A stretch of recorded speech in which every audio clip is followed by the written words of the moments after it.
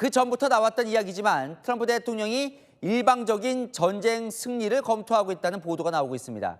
이란이 붕괴 상태라고 말한 것도 이 밑밥을 까는 건 아닌지 싶은데요. 일방적인 승리 선언을 하고 전쟁에서 빠지려는 건지 오히려 장기화로 가는 건지 첫 소식 이서영 기자가 준비했습니다. 도널드 트럼프 미국 대통령이 이란 전쟁에서 일방적 승리 선언을 검토하고 있다는 보도가 나왔습니다. 미 정보기관이 미국이 일방적 승전 선언을 할 경우 이란이 어떻게 대응할지 예측에 나섰다는 겁니다. 로이터 통신은 미 행정부 고위 인사 요청으로 정보기관이 분석하고 있다며 전쟁에서 철수할 경우의 영향도 검토 중이라고 전했습니다. 중간 선거를 앞두고 정치적 부담을 줄이기 위해 철수를 검토하는 걸로 해석됩니다. 동시에 미국은 호르무즈 해협에서 역봉쇄를 유지하며 이란을 지속적으로 압박하고 있습니다. 미국 중부 사령부는 오늘 항공모함과 헬기가 호르무즈 해협을 항해하는 상선을 수색하는 영상을 공개하며 봉쇄 이전 하루 5척 수준이던 차바하르 항구 정박 선박이 현재는 20척 이상으로 늘었다고 밝혔습니다. 트럼프 대통령은 자신의 SNS에 이란이 방금 우리에게 그들이 붕괴 상태에 처해 있다면서 호르무즈 해협 역봉쇄를 풀어달라 했다고 주장했습니다. 호르무즈 해협 역봉쇄로 이란이 겪는 경제적 압박 효과를 과시하는 겁니다. 월스트리트 저널은 트럼프가 장기적 해상 봉쇄를 보좌진에 지시했다며 이란 항구를 오가는 선박을 차단해 수출을 계속 압박하기로 했다고 전했습니다. 이란의 핵 포기를 강요하기 위해 이란의 경제적 숨통을 옥죄겠다는 의도로 해석됩니다. 채널A 뉴스 이서영입니다. 일본 유조선이 처음으로 호르무즈 해협을 빠져나와 일본으로 향하고 있습니다. 원유를 싣고요.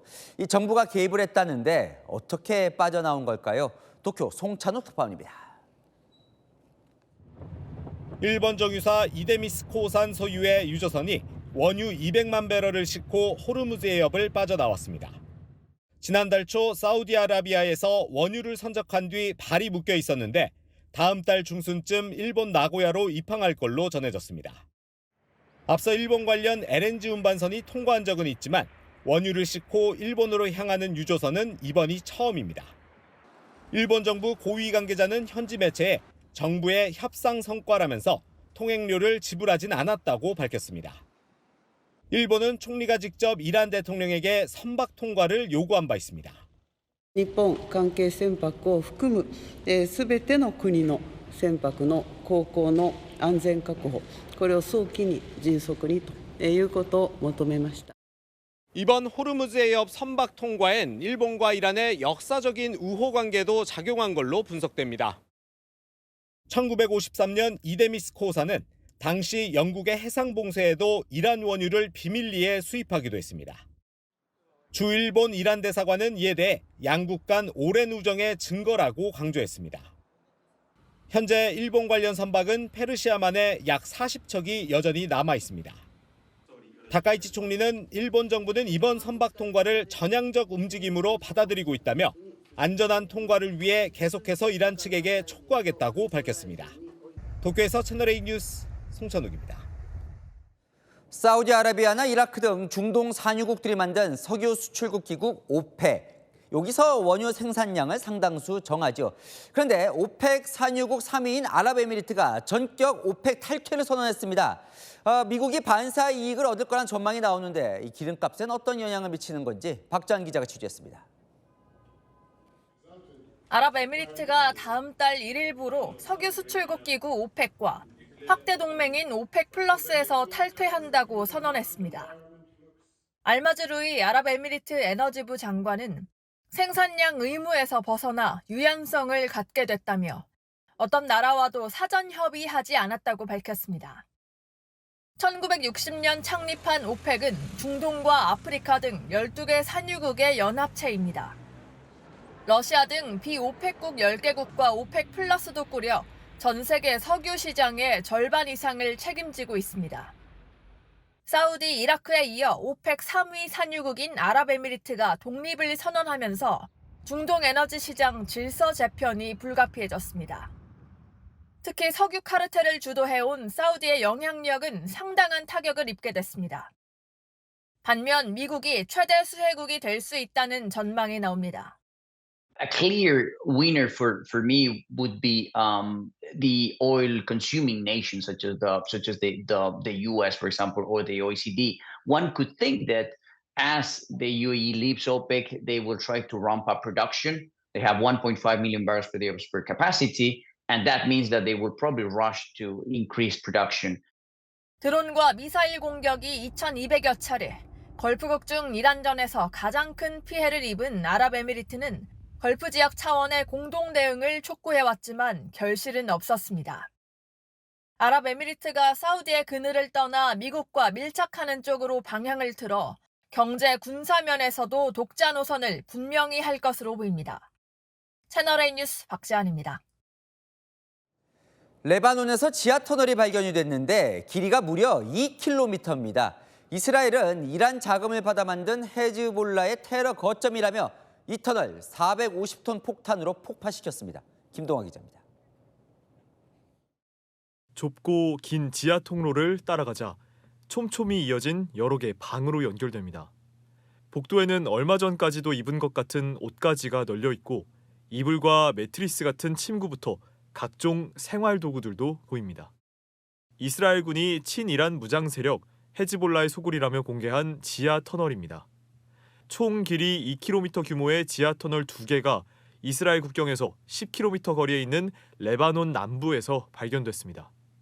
이스라엘군은 이 터널이 헤즈볼라의 테러 근거지라고 지목하고 터널을 완전히 파괴시켰습니다. אנחנו משמידים להם את תשתיות הטרור, אנחנו הורגים להם עשרות רבות של מחבלים ועוד היד נטויה. אנחנו פועלים. 폭탄 450톤이 투입된 걸로 전해졌는데 폭파 순간 지면은 움푹 꺼지고 화산이 분출하듯 시커먼 연기가 높이 솟아오릅니다. 이스라엘군은 이 터널이 이란의 자금 지원을 받아 10년에 걸쳐 만들어졌고 이스라엘 공격을 위한 거점이라고 주장했습니다. 로켓 발사대와 지상으로 로켓을 쏘아 올리는 수직 통로도 발견됐다는 겁니다. 이스라엘군은 지하 터널 말고도 옷가게 밑에 숨겨진 지휘소나 무기를 숨겨놓은 구급차를 발견해 공개하는 등 헤즈볼라 시설에 대한 검색과 파괴를 이어가고 있습니다. 채널A 뉴스 김동아입니다. 미국에서 트럼프 대통령의 초상이 새겨진 한정판 여권이 나왔습니다. 금색 서명까지 받고요. 임종민 기자입니다. 성조기 배경으로 도널드 트럼프 대통령의 초상이 자리 잡았고 그 아래 금색으로 쓰인 서명이 보입니다. 건국 250주년을 기념해 미 국무부가 발급을 예고한 한정판 여권입니다. 백악관은 애국자 여권이 공개됐다고 소개했습니다. 앞서 트럼프 행정부는 워싱턴 DC의 대표 공연장인 케네디 센터를 트럼프 케네디 센터로 이름을 바꿨고 신규 발행 지폐에 대통령 서명을 넣는 방안을 추진했는데 이번에는 여권까지 등장했습니다. 군주제가 아닌 나라에서 대통령 얼굴을 여권에 넣는 건 이례적입니다. 한편 미 연방통신위원회 FCC는 현지 시각 28일 디즈니가 보유한 ABC 계열 방송국들의 면허를 재심사하겠다고 밝혔습니다. 디즈니의 다양성 정책에 대한 정부 측 반발을 이유로 들었지만 대통령 부부를 조롱했기 때문이란 분석이 지배적입니다. 총격 사건 이틀 전 ABC 토크쇼 진행자 지미 키멀이 멜라니아 여사를 향해 농담을 던진 게 문제가 됐습니다. Our First Lady Melania is here. Look at Melania, so beautiful. Mrs. Trump, you have a glow like an expectant widow. 대통령 부부가 해당 발언을 공개 비판하자 키멀이 해명에 나서기도 했습니다. Obviously was a joke about their age difference. 미국 내에선 표현의 자유를 침해할 수 있다는 비판도 나옵니다. 채널A 뉴스 임종민입니다. 정말 왕이 되고 싶은 걸까요? 백악관이 트럼프 대통령과 찰스 3세 영국 국왕의 사진을 올리면서 2명의 왕이라는 문구를 적었습니다. 워싱턴에서 정다은 특파원이 보도합니다.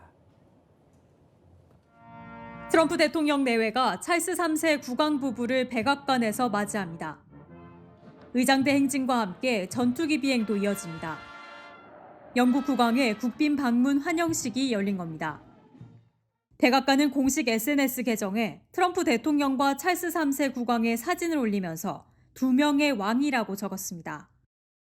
트럼프도 SNS에 항상 버킹엄 궁전에 살고 싶었다면서 본인이 찰스 3세와 먼 친척일 가능성이 있다는 내용의 기사를 공유하기도 했습니다.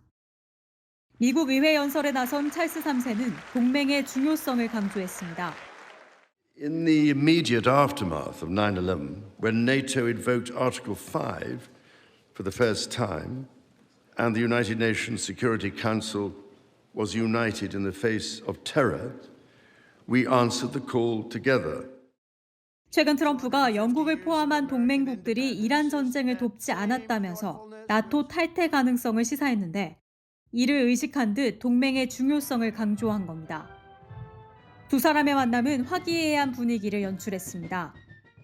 찰스 3세는 2차 세계대전 당시 활약한 영국 잠수함 트럼프호에 종을 선물하며 필요하면 언제든 종을 울리라고 말했습니다. 다만 국빈 만찬에선 뼈 있는 농담도 등장했습니다. Dare I say that if it wasn't for us, you'd be speaking French. 18세기 북미 식민지 패권을 두고 영국이 프랑스를 제압한 사실을 말하는데 트럼프가 최근 2차 대전 당시 미국이 없었다면 유럽 국가들은 독일어를 썼을 것이라고 발언한 데에 대해 이같이 반응한 겁니다. 워싱턴에서 채널A 뉴스 정다은입니다. 결의에 차서 노래를 부르고 있는 남성들. 이란에서 반정부 활동 혐의를 받고 처형을 앞둔 사형수들입니다. 죽음을 앞두고 남긴 이들의 마지막 노래는 무엇이었을까요? 신선미 기자입니다. 6명의 남성들이 카메라 앞에 섰습니다. 뒷짐을 진 채 결의에 찬 표정으로 노래를 부릅니다.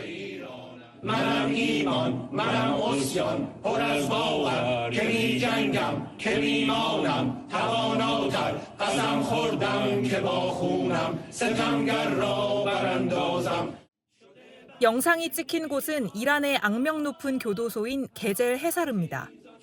중범죄자들이 수감되는 시설로 사형수들의 마지막 수감지로도 알려져 있습니다. 이들 6명은 반정부 활동 혐의 등으로 수감 중인 사형수들로 사형 집행 전인 지난 2월 말 촬영된 것으로 알려집니다. 해당 영상의 진위 여부는 정확히 파악되지 않았지만 마지막까지 정권에 저항하는 모습이 한 인권운동가를 통해 공개되며 공분을 사고 있습니다. 앞서 이란에선 장기간 경제 제재로 인한 민생고로 지난 1월 대규모 반정부 시위가 전국으로 확산됐고 이란 정부가 강경하게 진압하면서 국제사회의 우려를 산 바 있습니다. 이란 반정부 매체는 최근 시위 재발을 우려해 이란 당국이 최고 국가안보회의를 긴급 소집했다며 현지 분위기를 전하기도 했습니다. 현지에선 노동절인 다음 달 1일 대규모 시위가 벌어질 가능성이 크다는 관측도 제기됩니다. 채널A 뉴스 신선미입니다.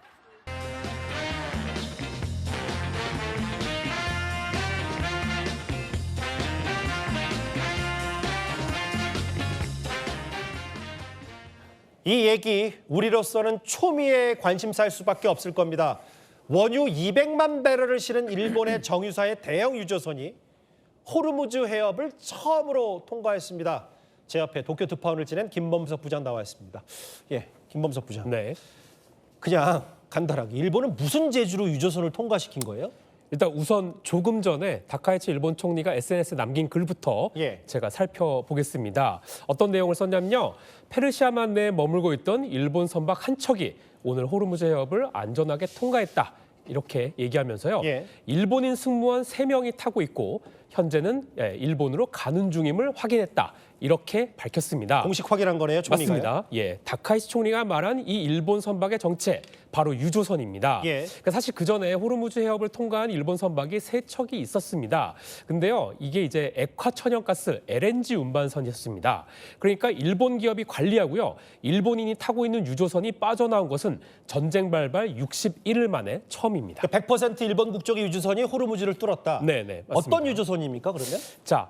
지금으로부터요 115년 전 1911년 설립된 일본 대표 석유 에너지 기업 이데미스라고 있습니다. 그러니까 일본 여행 가보신 분들은 길 가다가 영어로 이데미스라고 적힌 주유소 한 번쯤 보셨을 것 같은데요. 그 회사의 자회사가 소유한 길이 약 330m의 초대형 원유 운반선, 지금 보시는 진짜 크긴 크네요. 네, 이데미스 마루호입니다. 그러니까 이제 NHK 등 일본 언론 보도를 보니까요. 이 배는 미국 이란 전쟁이 발발한 2월 28일, 사흘 전인 25일에 페르시아만에 진입했는데 그때 이제 발이 묶인 겁니다. 그 이후에. 그리고 이제 3월 달에 사우디아라비아에서 원유 200만 배럴을 싣고 아부다비 앞바다에 정박해 있었습니다.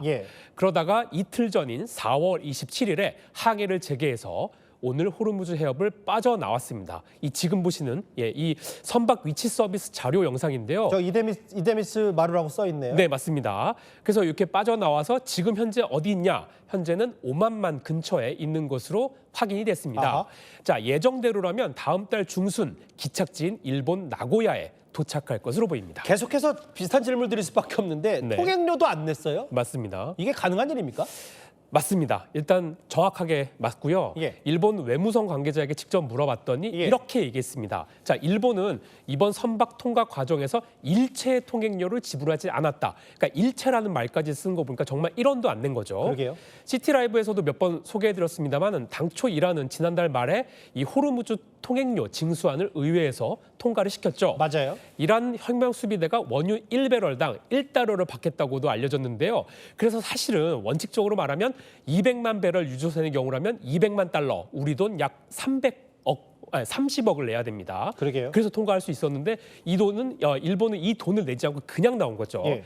일본 외무성 관계자는 이를 외교 성과라고 자평하기도 했습니다. 정확한 건 이런 것 같아요. 30억을 아꼈다는데 방점을 둘 수는 없고 이거를 일본이 외교 성과다 이렇게 스스로 평가하는 이유는 뭡니까? 자, 크게 두 가지로 설명할 수 있겠습니다. 예. 우선 이달 8일에요. 다카이치 총리랑 페제시키안 이란 대통령 양국 정상 간의 전화회담이 있었습니다. 이때 다카이치 총리가 자, 모든 선박의 호르무즈 해협 내 자유항행을 회복시켜달라라고 요청을 했다는 겁니다. 예. 이것뿐만이 아니라요. 그로부터 일주일 뒤에는 모테기 일본 외무상이 아라그치 이란 외무장관한테 전화를 걸어서 또다시 자, 일본 관련 선박들을 통과시켜달라라고 요청한 것으로 알려졌습니다. 그러니까 총리에 이어서 외무상까지도 저렇게 얘기를 했다. 맞습니다. 일주일 사이요. 예. 현재 이 호르무즈 해협 내에 발이 묶인 일본 선박은 총 40척입니다. 일본 외무성 관계자는 오늘 성과를 계기로 다른 선박들도 곧 빠져나올 것이라면서 기대감을 드러내기도 했습니다. 이게요.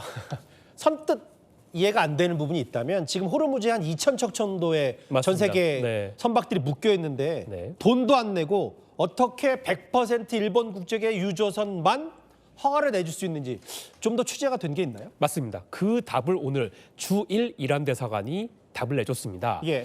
자, SNS를 살펴보니까요. 주일 이란 대사관이 사진을 한 장 공개했습니다. 어떤 겁니까? 자, 지금 보시는 사진이 1953년 일본의 니쇼마루호라는 유조선입니다. 저게 뭡니까? 자, 이게 뭐냐면 예. 당시 이란의 석유는 영국 기업의 관리하에 놓여 있었습니다. 그런데 당시 이란 모사데크 정부가 석유 국유화를 선언하고 영국이 이를 맹렬히 반대합니다. 그러면서 페르시아만을 봉쇄를 하죠. 예. 이란의 원유 수출길이 막힌 겁니다. 자, 그때 이데미스 창업자, 그러니까 오늘 호르무즈 해협을 통과한 이데미스 마루호가 소속된 그 이데미스 기업이죠. 유조선 니쇼마루호를 비밀리에 보내서 영국 해군 감시를 뚫고 석유를 운반하는 데 성공을 합니다. 예. 그러니까 이란의 고립을 일본이 막아준 사건인데요. 이란 대사관이 오늘 그 일을 언급하면서 양국 간의 오랜 우정을 보여왔다. 이렇게 밝혔습니다. 일본 외교 소식통한테 한 번 더 물어보니까 예. 이번 호르무즈 해협 통과는 73년 전 니쇼마루 사건을 보답한 것이자 동시에 일본과 이란의 특별한 관계를 그러게요. 보여준 것이라고 평가하기도 두 했습니다. 나라의 우정 인연이 꽤 오래된 얘기다라는 걸 1953년 네, 저 네. 사진으로 좀 볼 수 있는데 네. 중요한 건 이걸 거예요. 일단 일본은 처음으로 유조선이 호르무즈를 뚫었단 말이죠. 네. 그럼 우리 선박도 26척이 여전히 묶여 있는데 우리는 뭔가 진전이 있는 거예요? 우리도 상당히 공을 들이고 있습니다. 조현 외교부 장관도 이달 9일에 아라그치 이란 외무장관과 전화 통화를 했고요. 일주일 전이죠. 22일에는 정병하 외교부 장관 특사가 이란에 가서 예. 아라그치 장관을 만난 바 있습니다. 자, 특사를 직접 이란에 파견한 것은 사실상 우리나라가 유일하다고 보시면 됩니다. 그만큼 공을 들이고 있다고 해도 과언이 아닌데요. 하지만 아까 말씀하신 대로 아직 호르무즈 해협 내에 있는 우리 선박 26척의 탈출 소식은 들리지 않고 있습니다. 오늘 일본 선박의 탈출 소식에 대해서 청와대가 입장을 냈는데요. 현재 이란과 다각적으로 소통하고 협력하고 있다고 입장을 밝히기도 했습니다. 지난번에 우리가 특사를 만났던 영상을 이란이 또 이례적으로 영상까지 공개했는데 네. 우리도 좀 더 진전이 있어야 될 텐데 일본은 처음으로 유조선이 통과됐다. 일본 도쿄 특파원을 지낸 김범석 부장과 이 얘기 짚어봤습니다. 고맙습니다.